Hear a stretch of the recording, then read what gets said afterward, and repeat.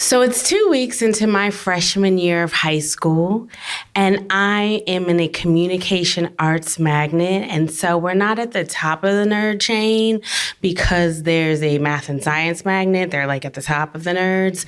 But I'm one of the few Black people in our magnet program. But I'm in a high school of 2,000 people where the majority of people are Black and brown. And I'm really just trying to find my place in this school and everything. And so I'm coming out of history class, and all of a sudden this guy comes up to me and he says, "Hey, would you mind if I walk you to your next class? And can I carry your books?" And I turn and I look and I'm like, oh my God, am I in a movie right now? Because he is tall and he has light eyes and he's brown skin and short. He is fine, right? And so I say, oh my God, yes, of course you can. And as we're walking to the next class, I learned that his name is Andre. He's a junior and he plays on the varsity basketball team. And he's talking to me, the nerd. Oh my God, I am in a movie right now. So then when we get to the next class, he says, do you mind if I pick you up from this class and walk you to your next class? And I said, I would love that. So he picks me up from class, and this goes on for a little bit. Eventually, he asked me for my phone number, and then he asked if he can walk me home. Now, this was a big deal because I was in the magnet program. We had an extra class period. So he would wait 45 minutes until I was done with school and then walk me home. Oh, what a gentleman. I was smitten. So I have no rules for dating. But then I quickly find out that my mom has all the rules about dating, right? And one of the major ones was that I could date a boy in my grade or a grade above me, but that was it.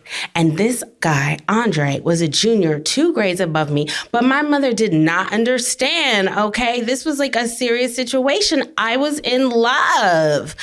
So we had to sneak, right? So a few weeks go by of him walking me to and from class, walking me home, doing a little bit of kissing and all that stuff. But, you know, he could only like walk me to the corner. Like, I'm like, you can't walk me all the way home. My mama might see us, right? Or he would say, I'm going to call you. And I'd be like, no, don't call me. I'll call you, okay? Just none of that, right? And so I'm just into it. I'm into him.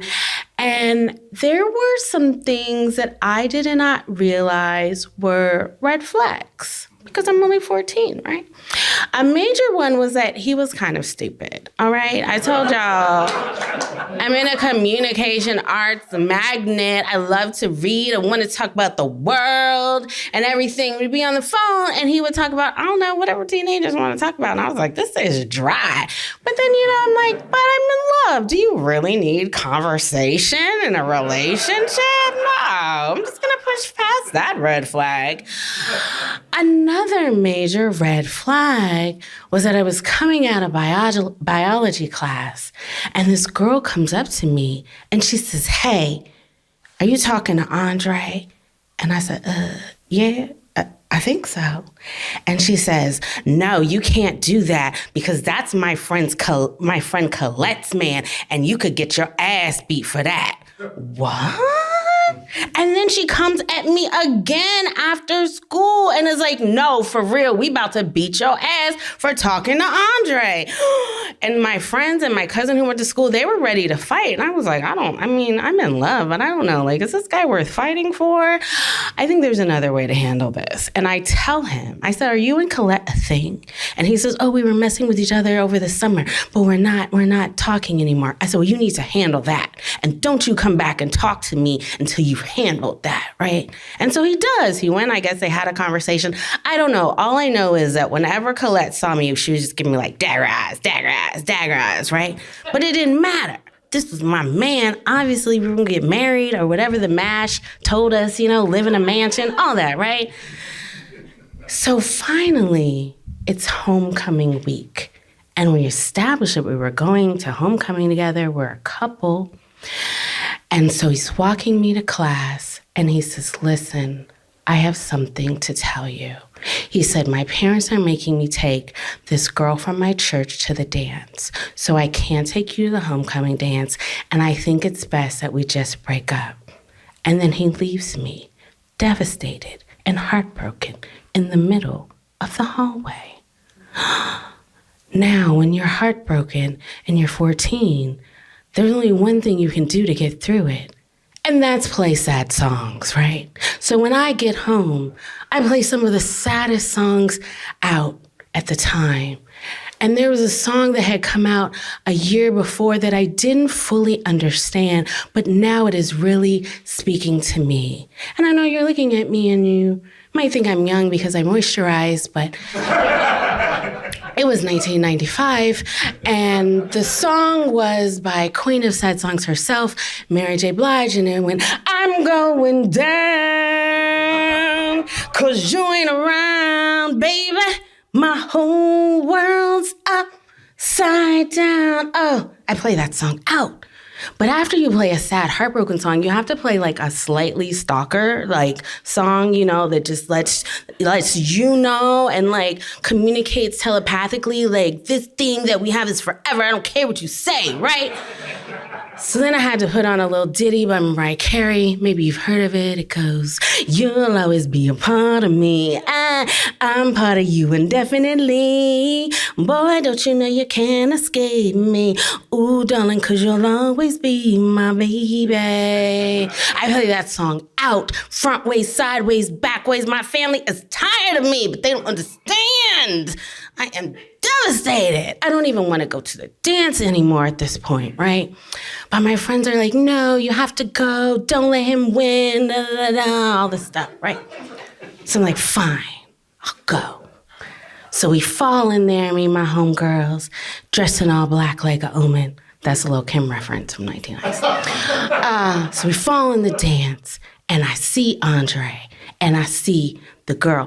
Okay, first of all, she didn't look like no church girl I ever seen, okay? She looked like a grown-ass woman, okay? She was like, bam, bam, bam, bam. And even at 14, I was like, okay, I understand. Like, I get it, right? Right. But my feelings were really hurt because she was ugly. And I mean UGLY, you ain't got no alibi. You ugly.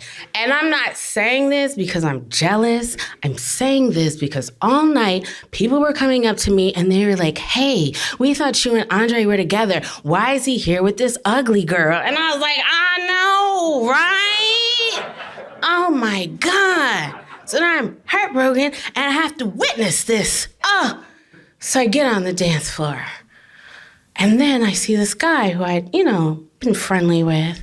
He was tall, dark-skinned, Dominican. He was fine too, right? So we start dancing, hormones jumping like a disco. A slow song comes on and we start grinding, okay? And then we kiss. And I don't mean a peck. I mean, we had a full-out makeout session on the dance floor. And I know that Andre can see it. And I'm like, yes. But also in that moment, I start to feel my heart kind of repair itself. And I'm like, oh, is it possible? Will I love again? Who knew? And it is at this moment that I learn, the important lesson that we all learn eventually. It's true what they say that men are like buses, you know what I mean? Wait 10 minutes, maybe 20 minutes with WMATA, okay? But if you miss one, another one is coming for sure. Wait on it. Thank you.